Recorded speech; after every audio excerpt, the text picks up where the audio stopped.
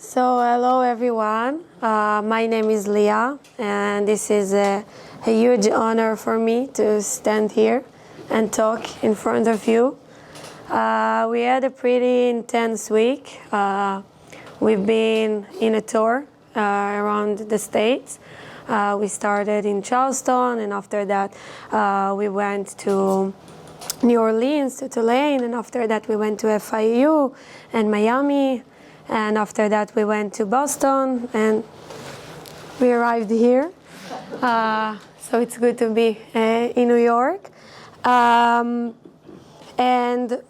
I released from my reserve last week, especially for coming here to this store, because I feel like doing it and spread the word, the truth, is the biggest mission we have at the moment. So I would like you all who's standing and sitting here to share the word, what's really happened in Israel on October 7th, because I do feel like you have a huge impact on those who read and hear fake news all day, and I feel like this is our duty. So actually my story begins in October 5th. It was a regular night. I'm from Tel Aviv. I sat with my best friends in a cocktail night evening, and we talked about the Nova Festival. I wasn't supposed to go there. This is not my type of music. But my best friends planned to, and they were really excited about going to this party, festival, and I was in a hurry, so I just said bye, like hurry, bye. And today the only thing I'm thinking about is little did we know what's gonna happen 2 days after, and that was the last time I saw them. So straightforward to October 7th, it's a Shabbat. I went to my parents' house. They live in Pardes Chana Karkur. This is a small village next to Caesarea. And we had no alerts there since 2006. I mean, I don't even have a shelter in my house. Like, this is not a common area that people usually, like the rockets goes behind us. So I went to sleep. I woke up in Shabbat morning. It's always like the best sleeping time I have. In my parents' house, it's like resting time. And I thought I heard like alerts. So I opened my eyes, and then I was like, no, I'm dreaming. Like, I'll go back sleeping. But then my parents came to my room and they told me, Leah, something is going on. You need to wake up. And the first thing we've done was to check the news, like the TV. All of us saw the white tank, like with the terrorists on. You know what I'm talking about, with the 9 terrorists. So we thought it's AI. I mean, there is no way 9 terrorists could be inside Israel, inside Sderot. And another thing you need to remember, to keep in your mind, is that Israel is a small country. I mean, Sderot is 1 hour away from my house. So if it happened there now, like, my house is the next. And even if not my house, my brother's house, because we are all one big family. Like, it doesn't really matter. And the first thing we've done was to call my grandparents, because they live in kibbutz in Otef Gaza. They are 8 years old, and we were worried about them. Like, we had no idea what's their fate. I mean, this is their reality in Israel. You can't visit your grandparents and sleep there and feel safe, because you always have alerts. And also my brother, he was in a gap year before army in Nachal Oz. This is the closer place to Gaza border. You can just stand there and see Gaza civilians like in front of you. And we had kind of trust until October 7th. I mean, even if we weren't friends with the Gaza civilians, we couldn't imagine that they will come to our houses and that they will kill and kidnap babies and that they will rape our friends and that they will do the terrible things they've done. So after we realized that my grandparents are okay, they are locked in the shelters, I was like free to move to the next problem. And then I opened my WhatsApp and I saw my friends from those I sat with 2 days ago, like my best childhood friends. And I saw a message, that's it, they're coming. So my friend Noam and Bar, they went to the party with Rotem. There were 3 friends there. They tried to escape. And when they got into the car, suddenly Rotem's ex-boyfriend saw her and he took her to one side. And Bar and Noam tried to run to the other side because they were under attack of shots. And Rotem survived. Bar and Noam tried to help some girl that got hurt from terrorists. Noam was a paramedic, so she got into an ambulance that was there from the party for those who came to celebrate, and she tried to help her. Unfortunately, she lost her life trying to help her. Like, as you probably know, in war there are rules. Like, there are crimes at wars that, like, usually you don't do, but Hamas has no limits. I mean, they got into ambulance, they got into hospitals, they held the hostage in hospitals, in schools.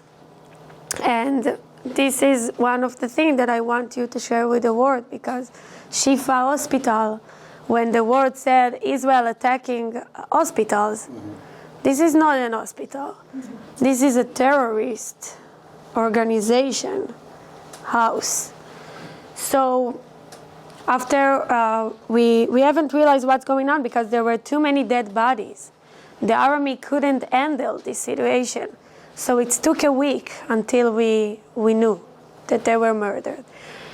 A few hours later, I got a call from the army. I'm a captain in the Israeli Air Force. So I called by the army and I went to my reserve. I released a year ago and I was in a reserve like most of the year. Most of my adult life were in the army. And I had the honor to serve in a fighter squadron in the north with 669 unit. If each one of you knows, this is a rescue unit and a medical treatment, like they can get anywhere, and just to take the hurts and to give them medical treatment that can save life inside the helicopter on their way to the hospitals. So I was lucky to serve in this unit and to have a touch in a really special things we've done. And in my previous job, I was in a secret unit in the Israeli Air Force, and I was the one who chose which officer will be in each job. And 10 soldiers were felt in a horror fighting. Like in the first day, it was, you need to remember that everything was trapped. Like it was really difficult to get to the situation that you can handle the situation. So I lost many friends, and I remember me having nightmares, like imagine them telling me, why did you put me in this part? Why did you put me in this job? I mean, and obviously that's not my responsibility. I'm not the one who's fault, but that's a lot to deal with, like trying to fight while you're trying to deal with your broken soul for two of your best friends childhood friends that murdered, and every day you hear about another friend. And I remember me having times cannot open my phone, just afraid to see what the news is going to say, because what Hamas tried to do, and they succeed, is to keep it personal. I mean, they tried to reach each house to someone who knows someone. But what they didn't succeed is to break our spirit. Because I'm standing here today, and I'm after an amazing week. I got so much support during this journey, and we just feel lucky to be here, to stand here, to tell you, to share with you our stories, because we felt the support from the U.S. during this war, and we couldn't do it without this support. And we do feel like, same as you hugged us in this war, we feel like we want to bring you back, and to bring you back the thanks, because it gives us a spirit and motivation, and we knew that we can win everything. And we will share, if you want us, after that, our experience from this week. But we had the amazing honor, the huge honor, to get the Jewish students together and make them more united. And I think this is what we need to remember, that we are strong when we are united. And we don't need the enemies to get us united. We need to remember that we are one big family and that we love each other, even if one of us like Bibi and one of us like, I don't know. This is those cracks we have in the Israel population. I mean, that's not the only reason, but we cannot show our enemies that we are not strong. We cannot be weak in front of them. We have to stay strong and to show them that nothing can beat us. And I can say that we have the best army in the world, and the most moral army in the world, and the best population that support us and that made food and bring us everything, until we said, stop, there's no enough room. I can't sleep, too many snacks. But seriously, the main message that I want to share with you is that Am Yisrael Chai, and we are here to survive, and we will win, and we must stay united. So thank you.